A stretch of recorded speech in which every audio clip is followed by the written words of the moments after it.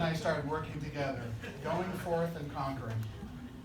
We continued to work together at almost every company for the next 27 years, meanwhile building one of the greatest and funniest friendships I will ever know.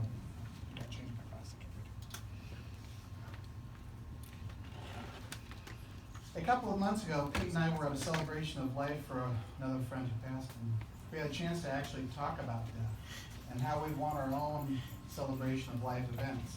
And there were a couple of takeaways from what he told me. Number one, Pete said to me, "Sad? I don't want it to be fucking sad." Number two, he says, "I don't care what anybody brings, but somebody better bring a bottle of fucking vodka." This is probably a good time for me to give my disclaimer ahead of. I apologize ahead of time, but I found it impossible to write a fitting eulogy for Peter without using the word fuck. I think he would agree because it was his word. My friend Dennis used to describe Pete as a guy who would describe a shovel as a fucking spade. That was Pete. Our lives were purposefully connected. For example, I convinced one of my customers to call Pete and tell him how upset he was and demand that Pete come to Carmine's in Beverly Hills, only to have his 50th surprise birthday party. I was also involved in his 60th surprise birthday party. Pete aided in getting me drunk before my 40th surprise birthday party and told the history of Greg Sad at my surprise 50th. Pete had the crowd in stitches. He loved to laugh. He loved to make people laugh. And he loved a good party because Pete was the party.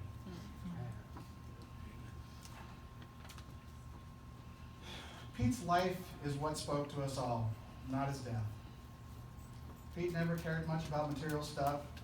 He did care about his family and his friends.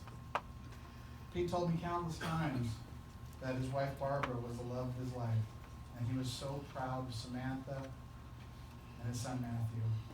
Pete had hundreds of friends, if not thousands. He seemed to know everybody. And magically, he improved the lives of everybody he touched. So in keeping with what Pete would want me to do, I want us all to celebrate his life. A life of purpose, honesty, love, loyalty, humor, and friendship. So I created a top 10 list.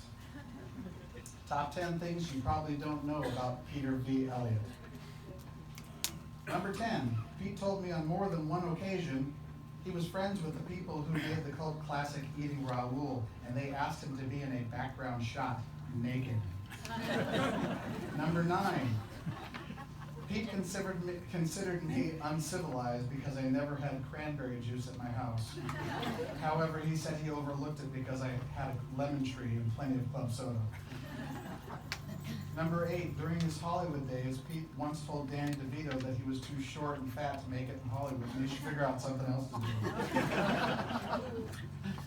Number 7, Pete's auto mechanic decided to take his car out for a joyride before returning it and ended up totaling the car. Number 6, Pete was a big fan of Broadway musicals, and he knew the words to a number of show tunes. I know this because many years ago, Pete and I had dinner at a sushi bar in Ventura Boulevard, right after Pete decided to go completely bald. After a few sakes, Pete mentions that an old famous Broadway producer had passed away that same day. I told Pete I didn't know what he was talking about. So I guess Pete figured I would recognize who he was talking about if I heard one of the show tunes.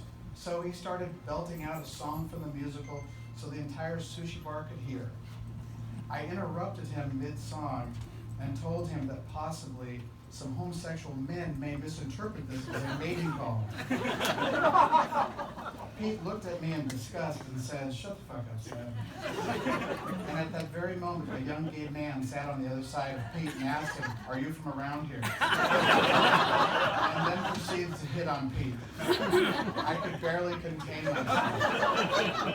After we walked out of the restaurant, Pete turned to me and said, "This will never be mentioned again." Yeah, right. Number 5, Pete got a double compound fracture at a Jimmy Buffett concert with his buddy Dave Bjerke. Pete jumped over a bush to go to the bathroom, not realizing there was a 12-foot drop on the other side. Number 4, Pete got his 15 minutes of fame on TV after police found a dead body buried in the front yard of a house he had previously rented. It was around 9 p.m. and I was watching TV, and coincidentally I was talking to Pete on the phone when the news flash came over the news, and it showed the outside of Pete's house and the security gate. And I knew that security gate because I'd been through it so many times. And I told Pete, I said, Pete, I think your house is on the news and news crews are outside. He opened the shutters and said, shit, the police are out here, I gotta go. And hung up. And the next day, Pete was interviewed on every station on. We didn't know about that one. Number 3, Pete was able to make his father's final wish come true. Pete taped a bag of Arthur's ashes to the inside of his pant leg and was able to release them at Almond Corner at the Masters Golf Tournament in Augusta, Georgia. Number 2, as many of you may have heard, Pete did go to Woodstock as a youth, but his car got stuck in the mud along the way, plus it was raining, so they decided to go home. And number 1, which is my favorite, is Pete was taken to small claims court and sued for $5,000 over the adoption of 2 cats and lost. Later, the case was dismissed at Superior Court. In what became known as the cat incident, Pete adopted 2 kittens to give to his aging parents. The woman who gave up the cat was crazy, and Pete got tied up in a legal battle that lasted over a year because of these 2 cats. Now, many of you may have heard this story already because nobody could tell this story better than Pete. But what you may not have heard is how this led to one of the greatest pranks I've ever done. I was traveling on business and speaking to our friend Steve Donnell and telling him about the exploits of Pete and the cats. I asked Steve if he could call Pete and pretend he was a reporter for a local news station, and that he heard about the cat incident and wanted to do a public interest story. Pete knew Steve, so I thought it would be funny for a few minutes and he would recognize Steve's voice. Several hours later, I got a call from Pete's boss, Leif Morin, telling me how Channel 5 had picked up the story and wanted to do an expose on the cat incident. And the reporter had already contacted Pete for the exclusive rights to the story. I guess Pete didn't recognize Steve's voice after all. After Leif informed me that Pete had contacted him and everybody else familiar with the cat incident, I couldn't take it anymore. I had to confess to Leif that it wasn't Channel 5. It wasn't a reporter, it was my buddy Steve.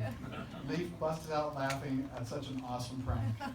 We kept it going for several days, but eventually had to fess up. I've never seen Pete more pissed off. Which is the ultimate sign of a great practical joke. Yes, it is. Awesome.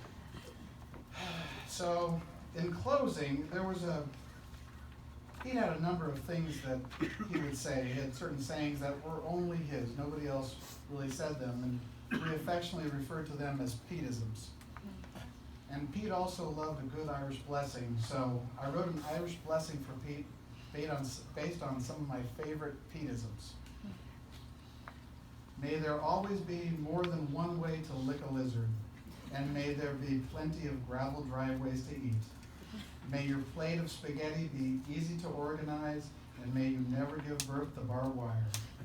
May every day be another fucking year without taking a pound of flesh, and someday, should you ever meet Mr. Botchigala, tell him to go with God, to go forth and conquer. For today, your middle initial does stand for victory. Goodbye, my brother. Goodbye, my loyal friend. To a life victorious and well lived.